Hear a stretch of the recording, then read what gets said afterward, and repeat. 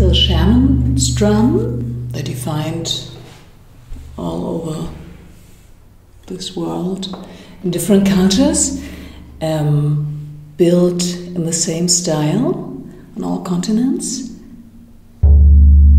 And it's originally made for contemplating on the sound and uniting with it to dive into an altered state of mind, a kind of trance state, to slow down the brain waves and the heart rates, and then a shift in the consciousness taking place, and then you connect deeper states.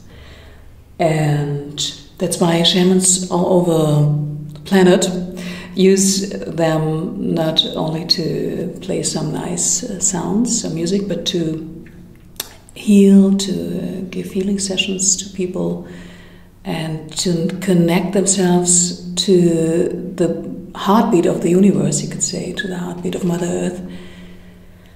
And besides that, it's a really nice sound, as I find. And I use it musically as well as for sound healings and in music therapy. And in our band, Magic of Sound, we all have one, and to use them all together, mostly as 3 in 1.